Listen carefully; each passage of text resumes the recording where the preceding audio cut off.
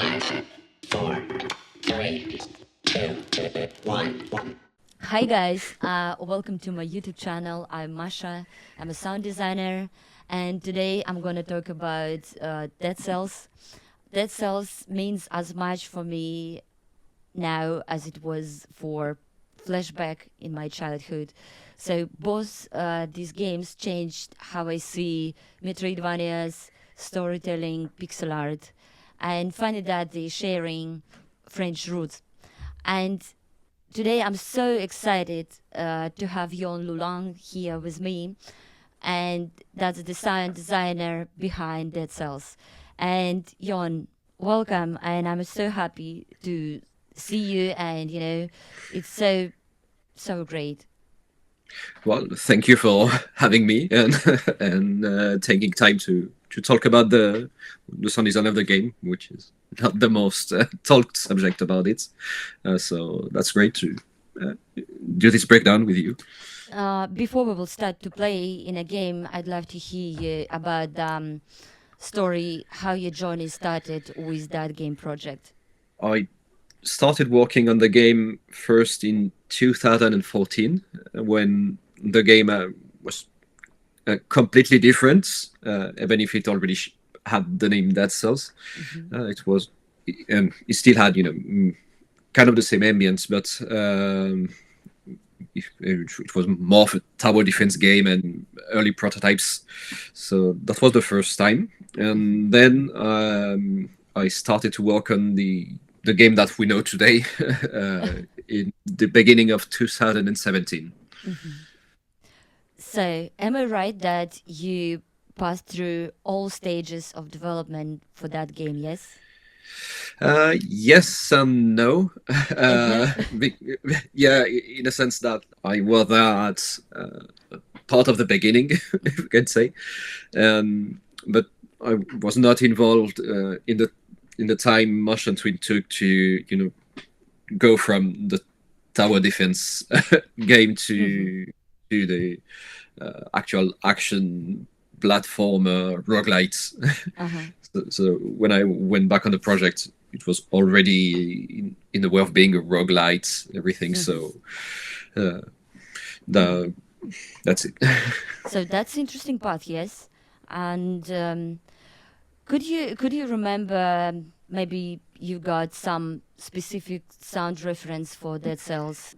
Maybe references came from other game that shared elements with Dead Cells. So I guess Dark Souls, which had, well, still has, but had maybe a bigger influence. Well, like in Dark Souls, that's you can recognize some action to precise action to some sound. Like when you kill an enemy, you have a specific sound that all enemies shares, and that kind of thing, I think, was a reference to the game. So to work on something, trying to have something maybe easily recognizable.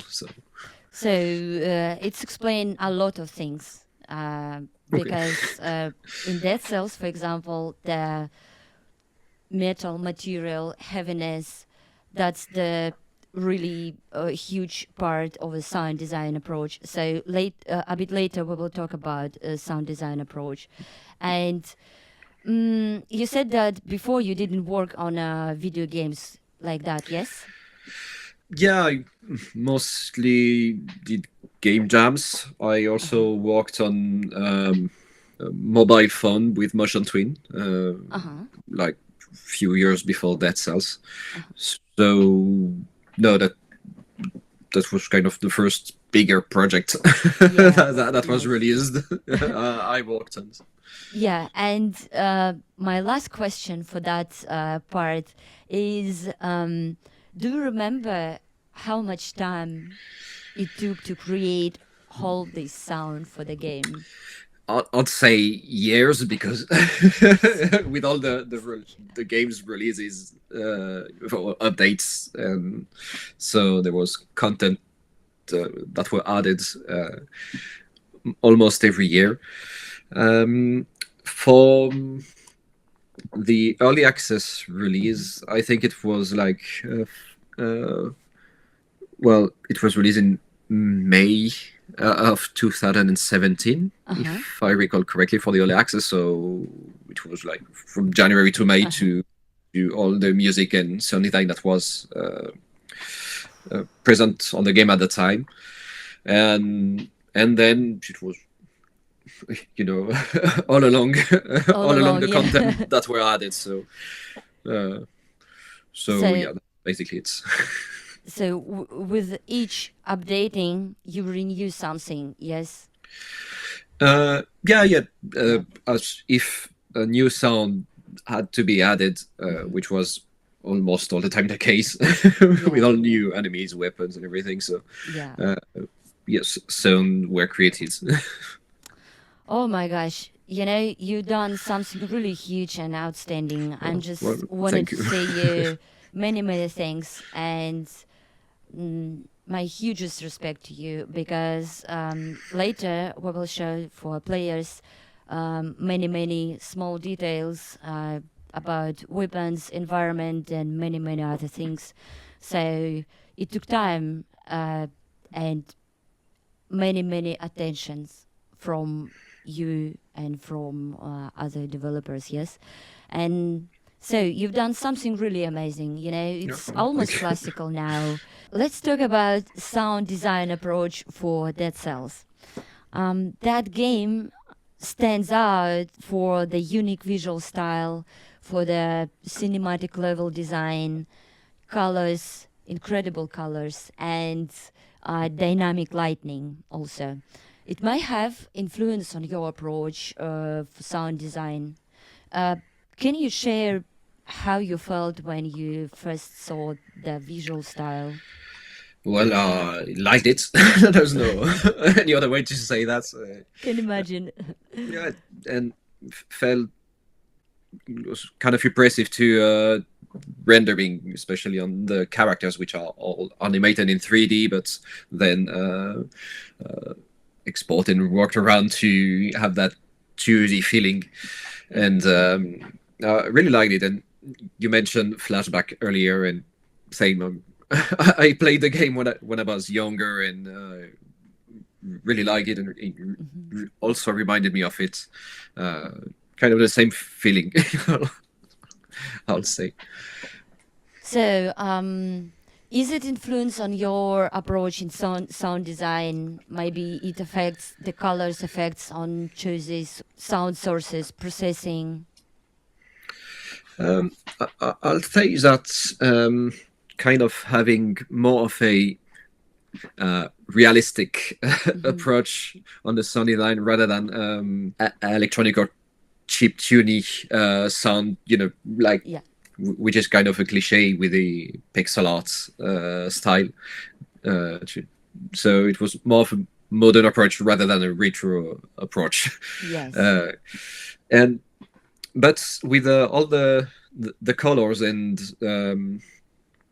what the game shows, it maybe do something not that much realistic, but more add a bit of fantasy and Hmm. fun as well Yeah. on on the game. So Wow. That's really interesting because yes, in sound effects and music, you can't hear something like 8-bitish, 32-bitish, uh, and your approach is realistic and also is really so fun and really impressive. So, um, how do you manage to maintain a consistent style for so many huge numbers of sound effects? Because I think it's more than 2,000, maybe 3,000. I think it's closer to 2000, but at least for the numbers on that ended up in game, if I'm not mistaken. But Hmm. well, I'd say magic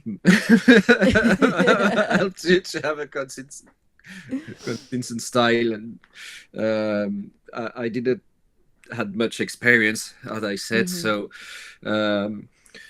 Maybe at the beginning it was because I had limitations Mm-hmm. to make the sound part because I did not have money Yeah. to buy bank sounds or plugins. It was Mm-hmm. except of the few I already had, so it was a bit complicated. So I tried to do with what I had. So sometimes it was having free sounds that Mm-hmm. are not under licenses. I know that I used some free assets that were given during GDCs. I think you still can download a lot of them, and Mm-hmm. there are free sounds from professional sound designers and companies that are for free to use. So, uh, yeah, I think that having few access to few sound, you have to kind of Mm-hmm. walk around with it, help to have something that kept consistent at the beginning, Mm-hmm. and then when managed to have access to more resources, was trying to sometimes keep the same base of sounds and to improve it to Mm-hmm. reuse it on something else. So that kind of helps, I think, Yeah. to maintain the same Mm-hmm. style. So that's it. In my experience, for example, I've done in the last year the Necro King. It's also a pixel art visual style. So um, we decided with developers that it should be a good balance between realistic approach and also 8-bitish sound, Okay. uh, maybe 16-bitish. So I've used the 8-bit sampler, but Okay. also 8-bitish reverbs or other Okay. Cool. plugins. So I've used only that plugins for whole number of sounds, and uh, I was in that direction. So, and in my case, I've done it like that. So that's why I ask how you done it, No. because Necro King is much more a smaller game, not like Dead Cells. For example, in my case, it was 500 assets, I think, but you have nearly two, yes. So that's crazy numbers. Yeah, well, it's that number, but because the game had so many updates and things to add, so Yeah, that's basically why. So it yeah, doesn't mean more than any other game. I mean, what I'm trying to definitely. Let's move to the gameplay. Yes, finally, and I wanted to check some character movements and to yeah. share you some really interesting details. I mean, for the players, and oh, I like it a lot. All these buttons also, it's so good. Oof, so Well, enjoyable, really he's just enjoyable. trying to be simple. I think that Yes, was just simple and not annoying. I think and was the it's main point not. of the UI. Yeah. Okay.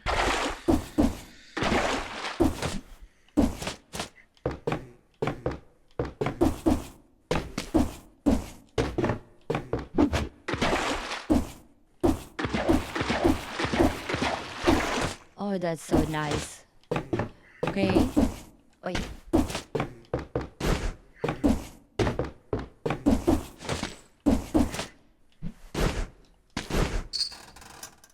Yawn. That's brilliant, This cage.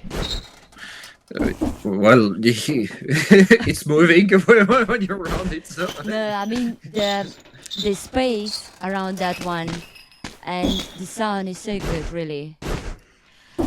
And you know what? Mm, I want to ask you about the dash sound effects. yeah, Let's listen that one once again. So in a dash sound effect, we have the flame layer, and it's really connected with the character design. So are there any others small details that players might have missed, maybe? I don't think so, to be honest. The point was to try to catch the movements and make it sort of in a way that to be, as I mentioned earlier, like, the less annoying as possible because that's a movement you do a lot and a lot and a lot in the game. So you just try to do something that was that would fit the character and the movements. Uh, as simple as that. There's only I don't think there's a lot of variations. I mean, different sound files that are used and played randomly. I think just the same one, but with a slight pitch variation. Uh, because we had limitations on what we Yeah, could do on the project. So definitely. But you know what? All these things really works together, works together so good. And musically,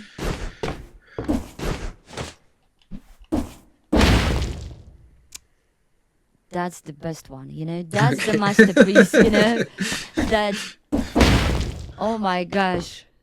And I can't just skip that question. And these falling sound effects is the most heaviest and, I don't know, deepest out of all character effects. So how did you make that is so impactful?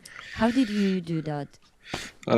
just playing the game, and I mean, in the way I play the game, at least I use the dash a lot, almost all the time when you dropping off a platform or everything. Yes, so it's impactful and also a way to slaughter enemies at the same time. So we try to have something that represent that moment when you drop down on enemies and one shot them because you're stronger. I think the sound might be a little too much compressed. So when you look at it with the waves and everything, because we had an issue early in development at some point. My friend who was doing most of the sound integration, giving me feedback that he couldn't hear this sound or this sound. So I kept compressing a bit more and I can do more because it wasn't like anything. And then we noticed that some of the sound did not really change like this one. I guess that's why it's it maybe a bit more impactful as others. I want to show another favorite part here on that location, or that type of location, that this, oh my gosh, this change is so good. I mean, I can spend more time here than maybe in another place, just to jumping and touching these balls. That's so good, really. And thank you. like that, for example, that's so enjoyable, that small details. It's absolutely not necessary. Maybe someone's thinking that it's not necessary, but it works so good. It's like for the cage, it's moving in the background, so you have to make it sound. Yeah, it's so good. Actually, it's I think most of the background chain elements, they all use the same chain sound base. And I think I did not have much to like. I think 6 or something like that, not much more. And depending of the texture, like the glassy one here, it was just added to the sound and just few pitch variation as well, so to help having a little more so I that's mean, the less magic, repetitiveness. That's the magic. Only 6 or maybe less than 10, yes, variations, but it works so good, really. And it's add to the game something really warm, something really informative for players, because through these details, players could to know more about the world. I think that's really important part also. Okay, and I have another question, Jon, about the costumes and Okay. heads. We have here many options with costumes and heads, so which is really interesting also. And mm, I, j- I just wanted to show which costumes I have. So it's like that, yeah. It's Yeah. not all, but Some of them are really some hard of to them, yeah, to yeah. unlock. So So, did you do some unique sound design for costumes or heads? well, not really, because there's many content here, and sometimes just some color swapping for some costumes. So it was not an easy task to do, especially on the programmer side. I mean, no, it's easy to do, but just the quantity and and the thing that it could imply. But I think one of the exceptions will be the Christmas costume. Okay. If I'm not mistaken, if I remember correctly, because it was a few years ago, there's some jingly jingly movement. So let's try it.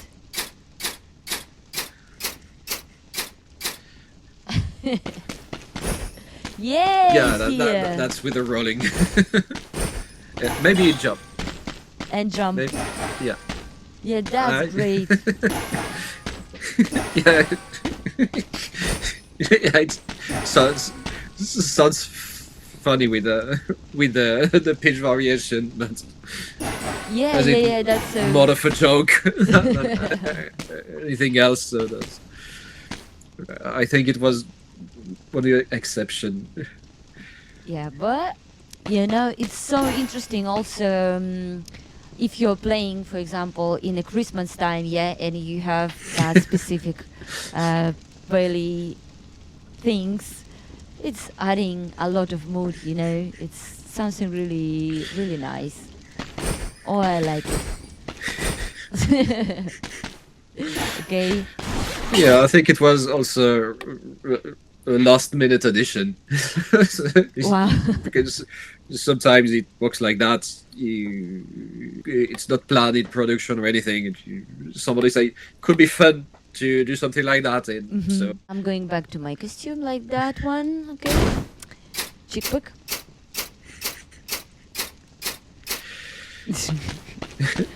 I remember that we spent a little time on the on the scissors sound effect. I think it was Cardus, one of the graphic artists of the game, really insisted to have a sound that with that crisp on the on it. So Yeah. so just a small small. And thing I remember. another thing which I want to share, that's this one. Oh my gosh, this is so cool. That's actually that's reused some base of sounds that I made for a mobile game with motion twin. And as I think I don't remember the name, but you managing a hostel with cute monsters, and you have to accommodate them with where they wanted, and the way you place them could influence.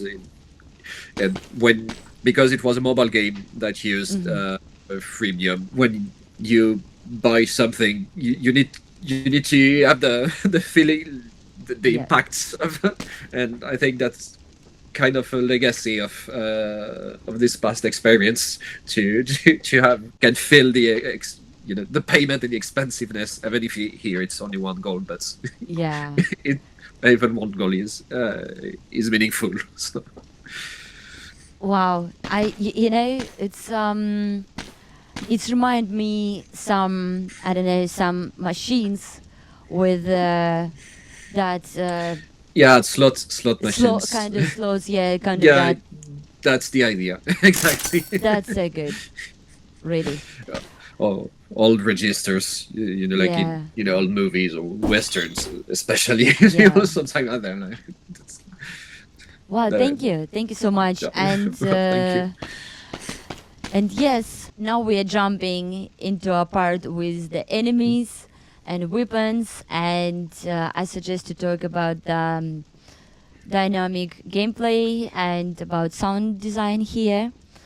So it's truly interesting to talk about the some sound effects and phrases with the attack. It's works so good because it's creating the right feeling, and players keep going in a battle because sound design is really impressive and supporting, not just supporting that energy to go in a battle, but amplify that energy, and it's so good. For example, we're using these eggs, and we have a few things also. So let's check it with some enemies. I'm sorry.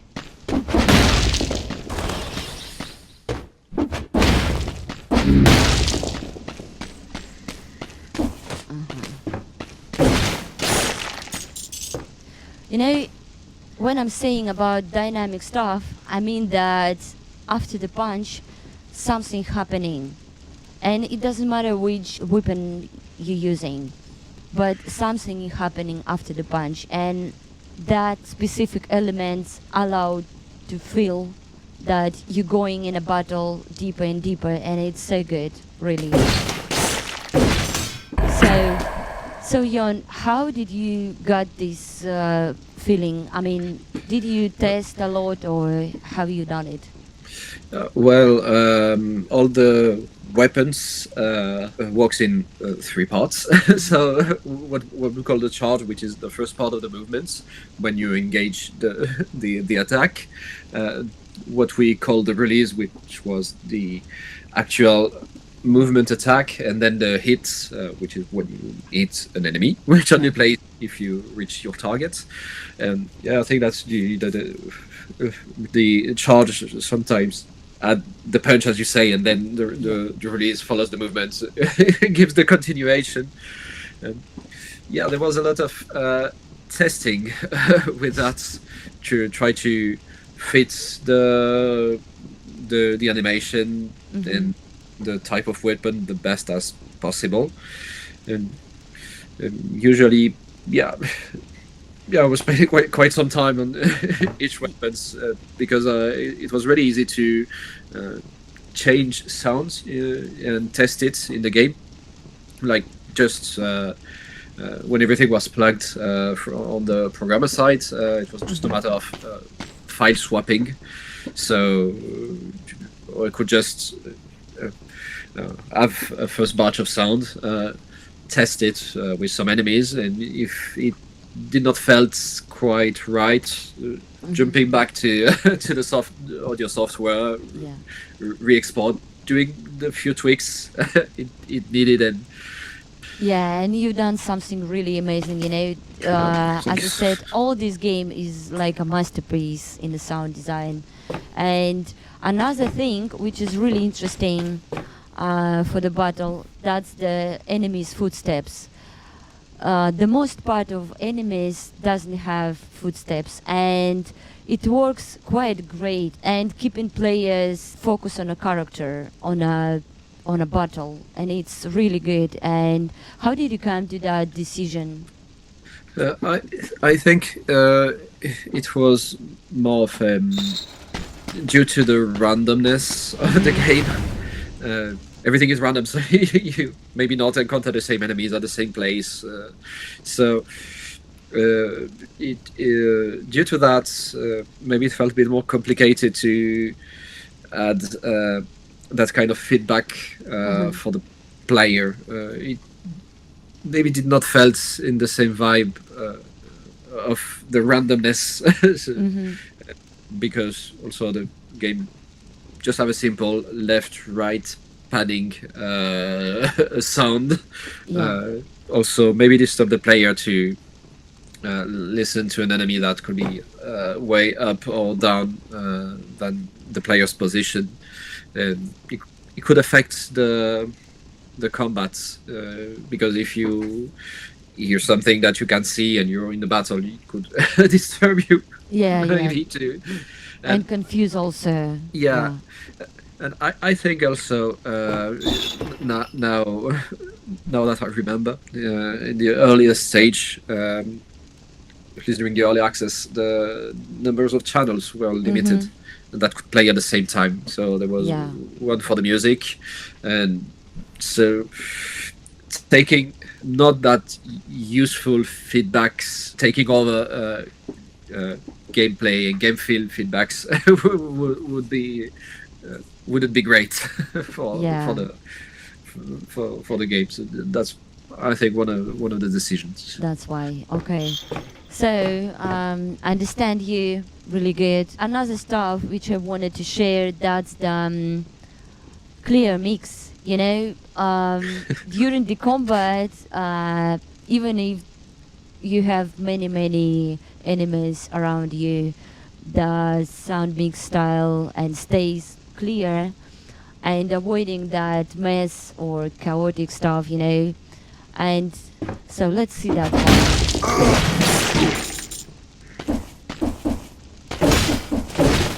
Oh, okay. Let's listen another thing. Move.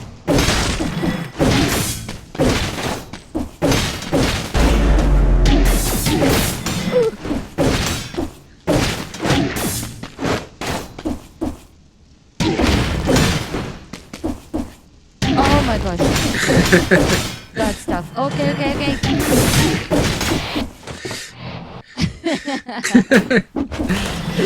Oh my gosh. Okay, doesn't matter. What about the mix? How you done this? Maybe you use some specific techniques or Uh, to be honest, not really. As not I really? mentioned, it was one of my major professional experience in the as a sound designer, and I did not use anything very specific or known. I Mm-hmm. kind of lack still today so some knowledge in about mixing and mastering. So it was mostly just playing the game. Yeah. By playing the game and trying to catch doing a lot of runs what sounded good or not, and Mm-hmm. adjusting the levels in consequence. Uh, but during combats, specifically because that's when most of the the most important feedbacks in game feel need to be heard.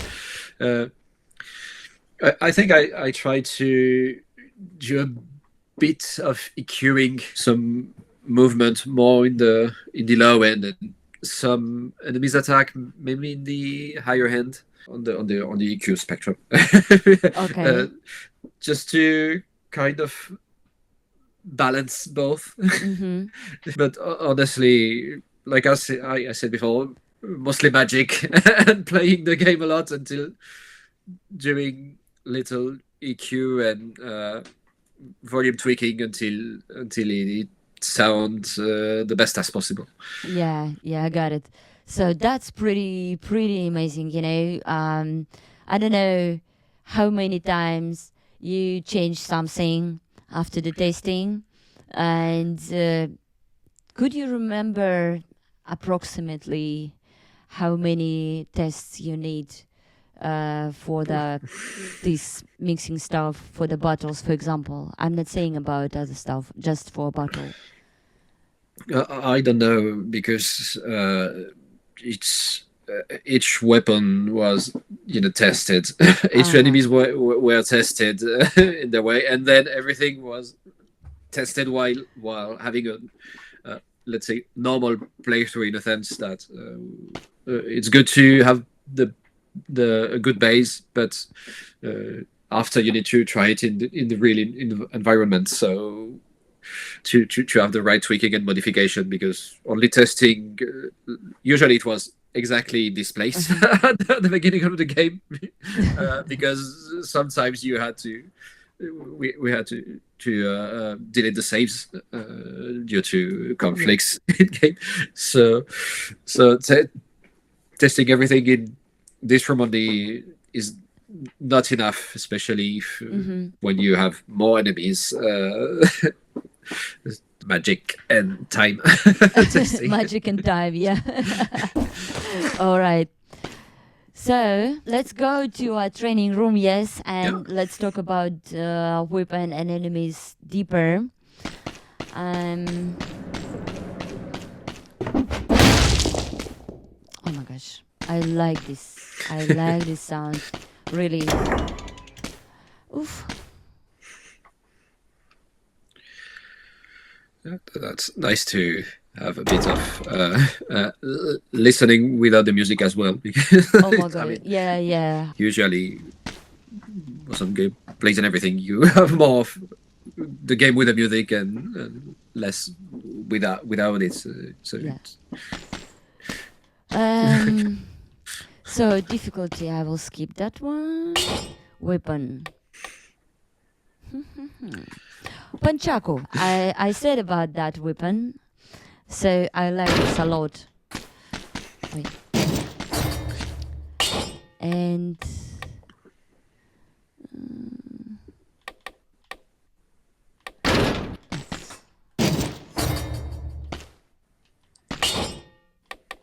okay.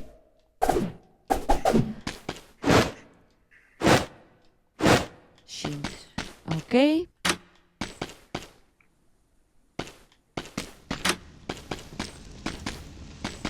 All right, let's go here and select someone. Would you try someone, or maybe you could suggest some enemy which you like? I don't have any specific suggestion, because they all have their gameplay and everything, and don't want to suggest any that's a bit let's say any you could like. Okay, I will take that one, that big guy. Yeah. Okay. Chick.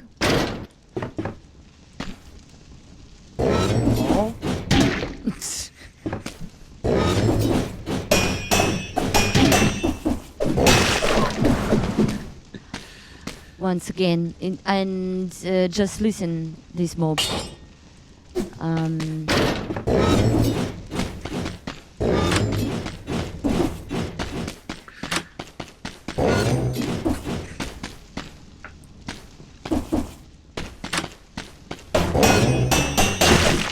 Each enemy have some specific signal of their attack, and it's really helpful. Another enemy, doesn't matter which one.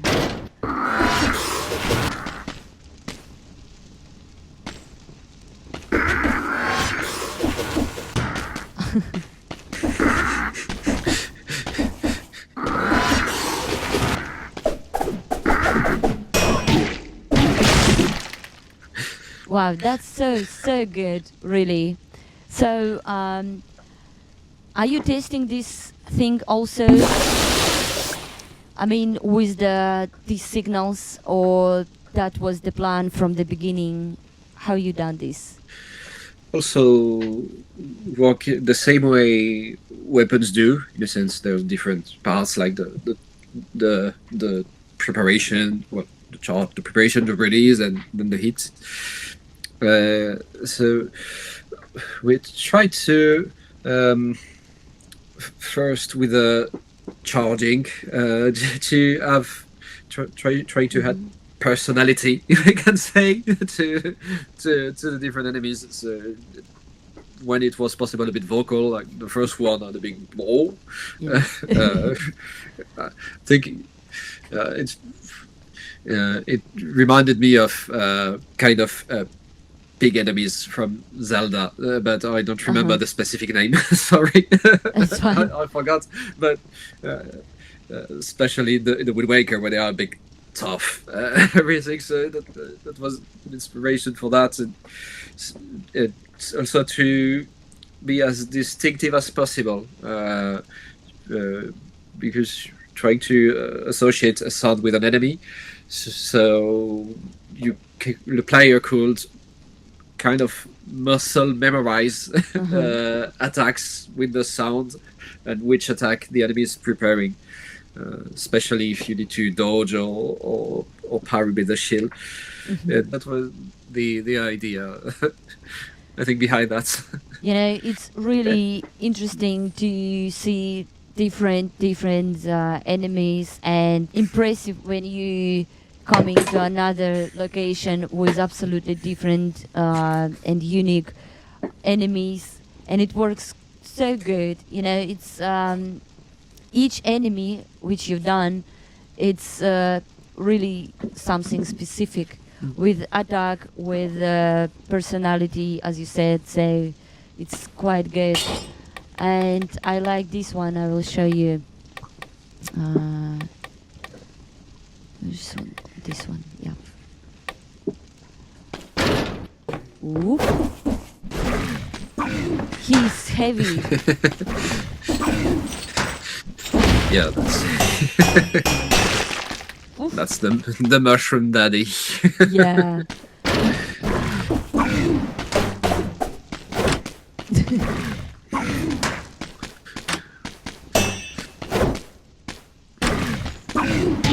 Ooh.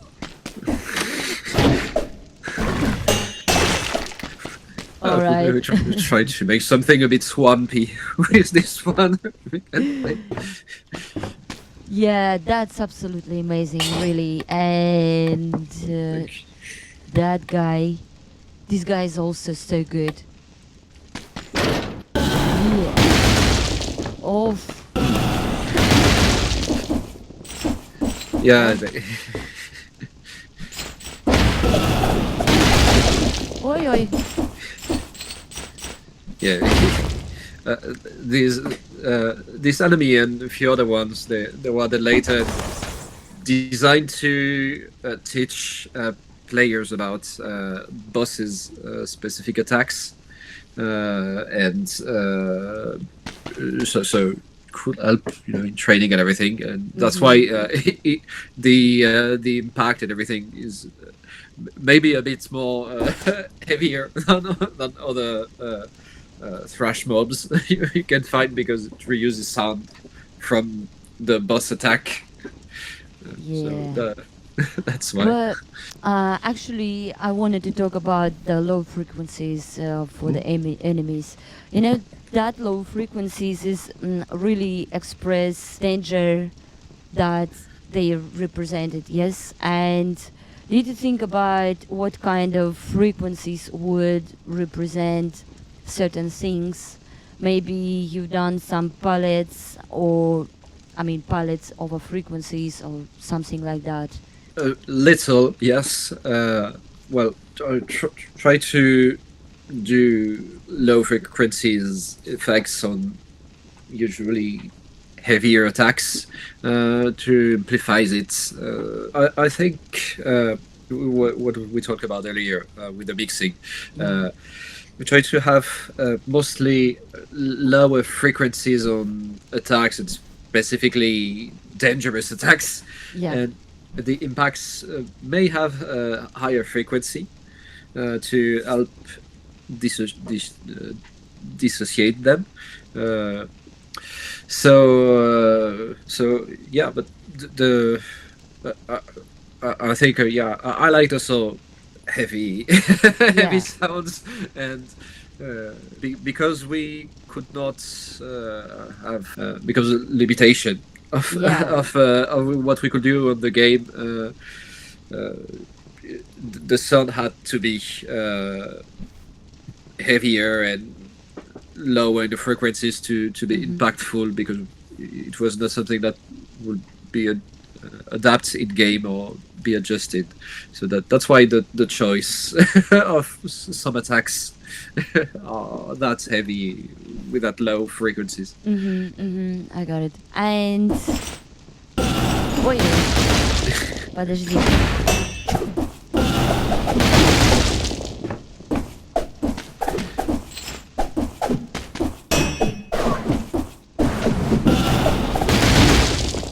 So... Hey. Oh! I did not remember that. I did not remember. That's so great. That's so great. He's really interesting enemy. Really interesting. And the thing about Panchaku, which I'm saying about that slashes and something after the punch.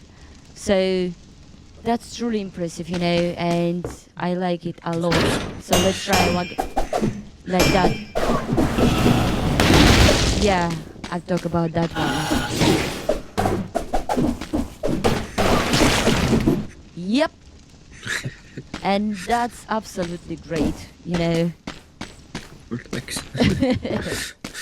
Okay, let's go to take another weapon. Like... Op.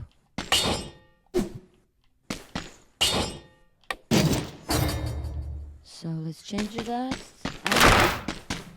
And another weapon which I really like.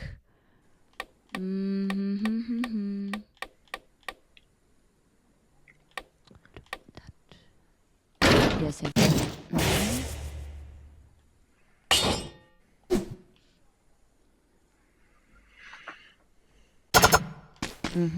Yes.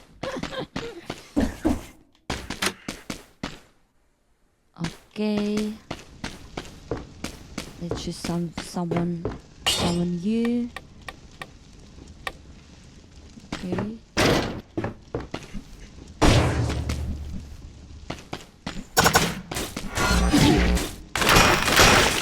Oof.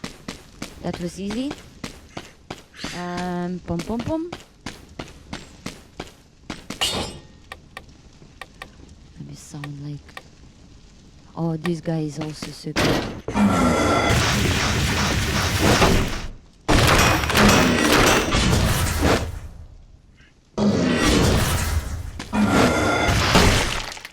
Oof. I like these shields.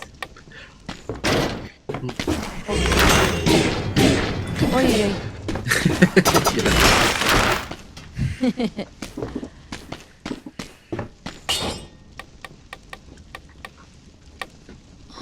Ой, нет. That guy is so dangerous. Ой. Yeah.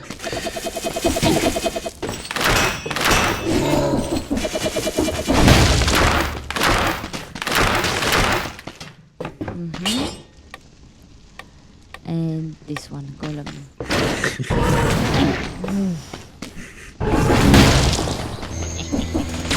Oi.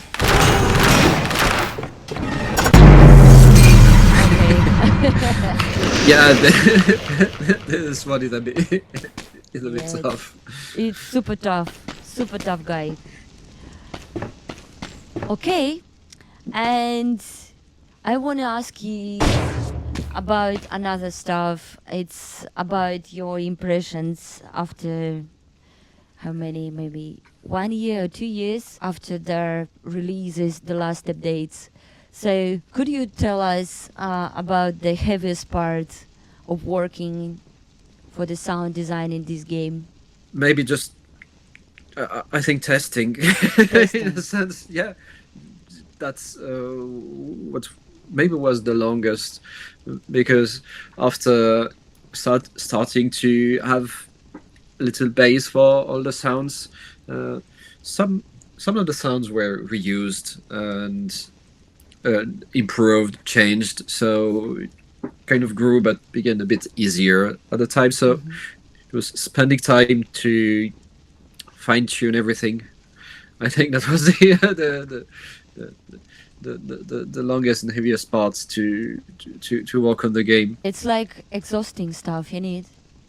It's Yeah, like you're spending hours and hours making some notes maybe during while you're playing, yes, and it's not easy to be on a focused and listen critically yeah, yeah, yourself. yeah. Well, it's not feeling right. You have to do something uh, about the sound. That's Yeah, that's that was basically the approach. Just uh, iterating until it felt right. yeah, I got it. And what about the funniest or favorite part of working on this design? Uh, I remember something during early access.